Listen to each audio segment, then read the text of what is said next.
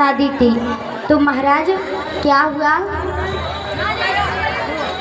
कि जैसे ही शादी के लिए बारात में जाने के लिए तैयार हुआ वो बालक जैसे ही शादी बारात जा रही तो बारात में जाने के लिए तैयार हो रहा, घर पे आ जा, तैयार होने के लिए घर पर आया। जैसे उसको तैयार होते देखा तो जो उसके बाबा जी थे,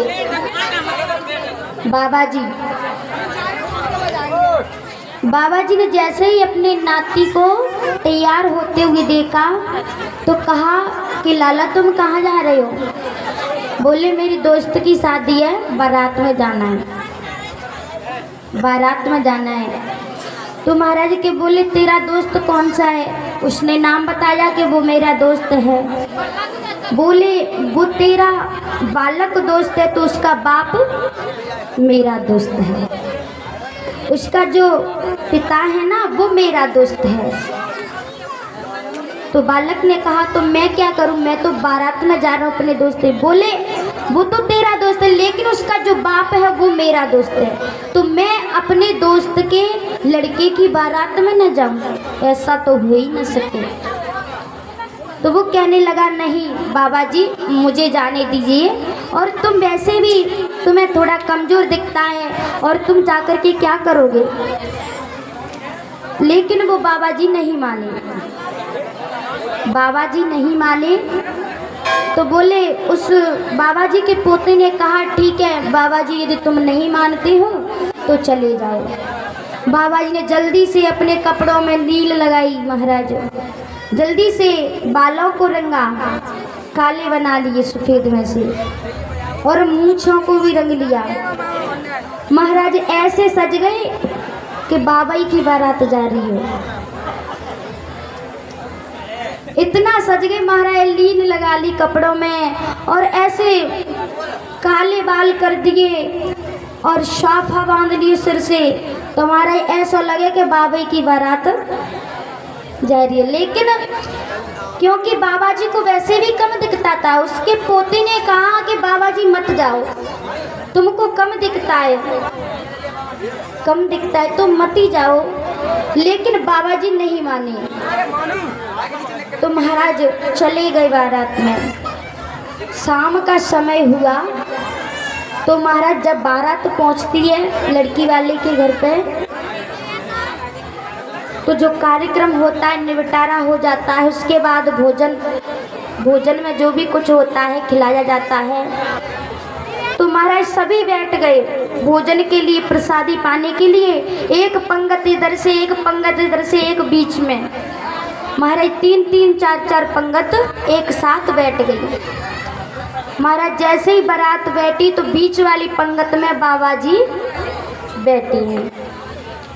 महाराज बाबा जी बीच वाली पंगत में बैठे हैं, और खासकर बाबा जी जरा गौर लगा के सुने, क्योंकि बाबा जी दिखता नहीं है तो बारात में जाया न करें, क्योंकि वहाँ कोई किसी को नहीं देखता, डांस करने से काम। तो महाराज बाबा जी बीच वाली पंगत में बैठे हैं। महाराज दिखता तो है नहीं उनको, तो बहुत समय बाद बैठे रहे, बहुत समय व्यतीत हुआ।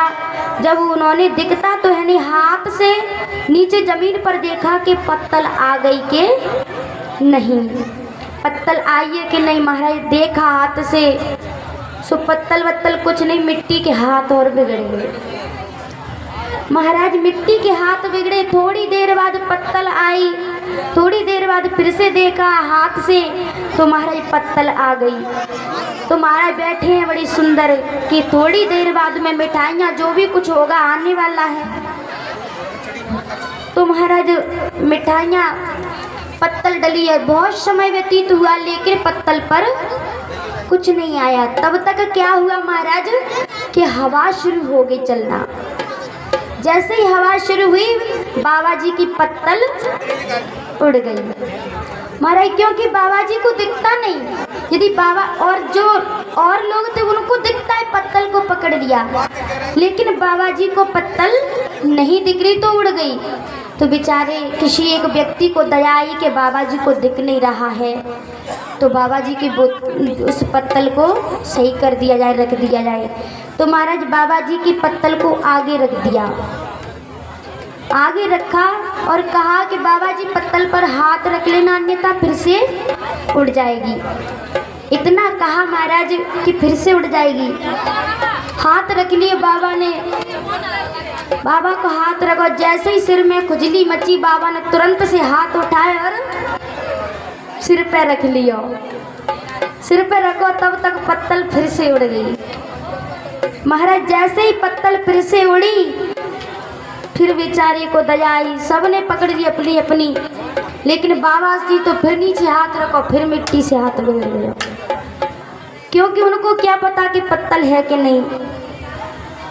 तो महाराज क्या हुआ कि उस बेचारे को फिर से दया आ गई और पत्तल को उठाकर फिर से रख लिया। बोले बाबा को ध्यान नहीं रहता है, बाबा की पत्तल पर एक ईंट को टोरा रख दियो, छोटा सा ईंट का टुकड़ा रख दिया पत्तल पर। तो महाराज कहा कि बाबा जी अब तुम्हारी पत्तल नहीं उड़ेगी। बोले ठीक है बेटा। तो महाराज बहुत समय हो गया लेकिन कुछ मिठाई नहीं आवे, जाने पूड़ी नहीं बनी यानी क्या नहीं हुआ, तो कुछ मिठाई नहीं आई। बाबा जी सोच रहे हैं, बहुत समय हुआ कि बोले पत्तल पर देखा तो जाए कि शायद मिठाई आ गई हो, बहुत समय हो गया। महाराज जैसे बाबा जी ने पत्तल पर हाथ फेरो, ईंट का टुकड़ा हाथ में आ गया। अब बाबा जी सोचे कि अब लो महाराज कितना समय हो गया तब एक बर्फी आ पाई है,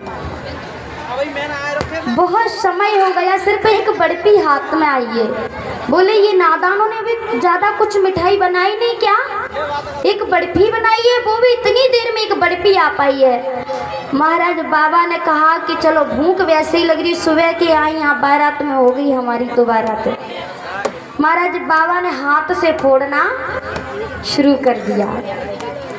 बाबा जी ने हाथ से फोड़ना शुरू किया, लेकिन वो काय के लिए फूटे, क्योंकि बर्फी हो तो वो फूटे।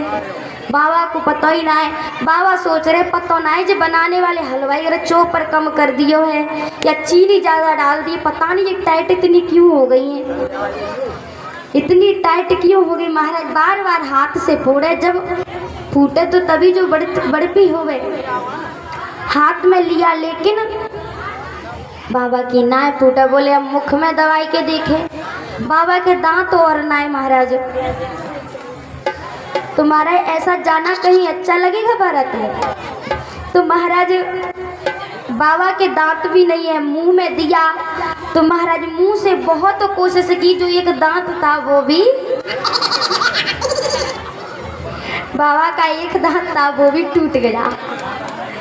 अब क्या हुआ, बाबा ने सोचा बहुत कोशिश कर ली, मुख से भी बहुत फोड़ा लेकिन कुछ नहीं हुआ। अंत समय में बहुत समय हुआ, बाबा जी ने बोले फूट वैसा ना रहा, जब पीछे को पैग तो दूसरी बर्फी तो आ जाए कि जा बेचारे को डाली ना तो दूसरी बर्फी तो रख दे। बाबा ने जोर से लियो हाथ में और गुस्से के मारे पीछे के लिए फेंक दिया, और पीछे जो पंगत बैठी थी उसे एक आदमी के चांद में बाल लगे।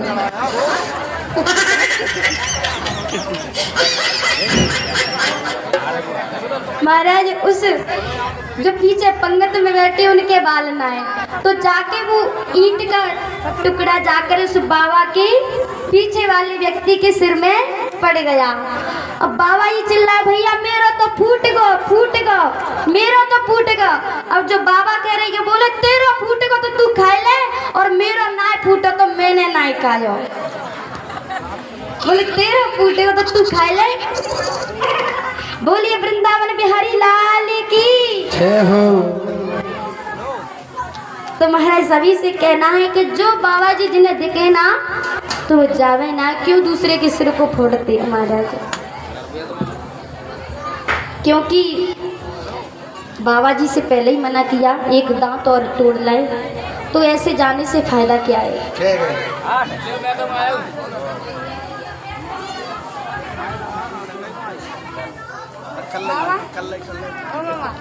बोली वृंदावन बिहारी लाल की, कृष्ण कन्हैया लाल की जय हो। श्री बरखंडी श्रीकार की, श्री सिद्ध गुरु महाराज की। तुम्हारा चलिए कृष्ण कन्हैया का अवतार होगा। समय थोड़ा कम है, जल्दी से कथा को मैया शांति से आसानी से बैठी रहे। जब गोविंद का अवतार होगा तो हम सब धूमधाम से नाचेंगे, बहुत धूमधाम से। तुम्हारा कुछ समय की बात है कि कथित वंश विस्तार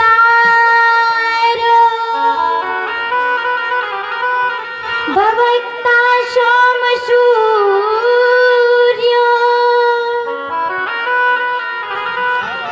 राज्ञाम चोभयानम् चरित्रं परमाद्भुतम्।